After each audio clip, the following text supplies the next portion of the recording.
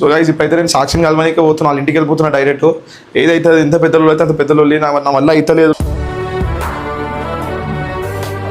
A few moments later. ఇప్పుడు వాళ్ళ ఇంట్లో ఏమంటారా, మా ఇంట్లో ఏమంటారా అది కాదు, నాకు సాక్షి ఇంపార్టెంట్ ఈ టైంలో.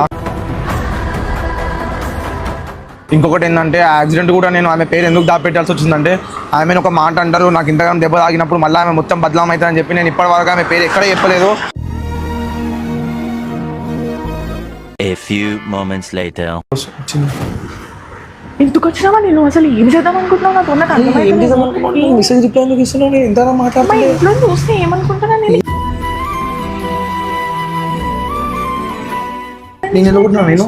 నేను మా ఇంట్లో వినిపిస్తే మంచిగా ఉండదని ఎందుకు ఇట్లా నన్ను టార్చర్ చేస్తున్నావు అని. నాకు చెప్పు సాక్షి, నేను అంటే ఇష్టం ఉందా లేదా నీకు? లేదని ఇప్పుడు నా మంచి నేను చాలా గట్టిగా చేసుకున్నాను, మీ వాళ్ళని చాలా ఏడిపించినాను, నువ్వు నన్ను చాలా ఏడిపించినావు. ఏం ఏడిపించింది?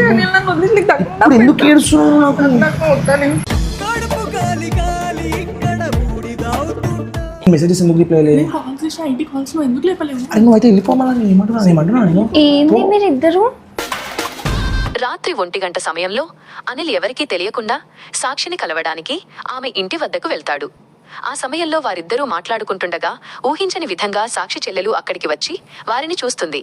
సాక్షి తన చెల్లెలిని చూడగానే ఒక్కసారిగా షాక్కు గురై ఏం చేయాలో తెలియక భయంతో వణికిపోతుంది. అనిల్ కూడా ఆ సమయంలో అక్కడే ఉండటంతో పరిస్థితి చాలా ఉత్కంఠభరితంగా మారుతుంది.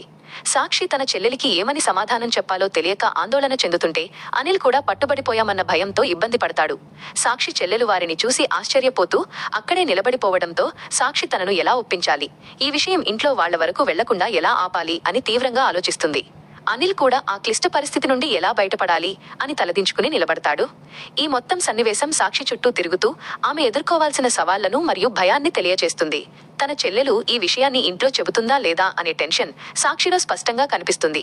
పాత్రలు మారడం వల్ల ఆందోళన అంతా సాక్షి వైపుకు మారుతుంది మరియు అనిల్ ఆ పరిస్థితిలో చిక్కుకున్న వ్యక్తిగా కనిపిస్తాడు. ఈ కథనం ఒక ఎమోషనల్ మలుపు తీసుకుని సాక్షి తన రహస్యాన్ని ఎలా కాపాడుకుంటుంది అనే ఆసక్తిని కలిగిస్తుంది.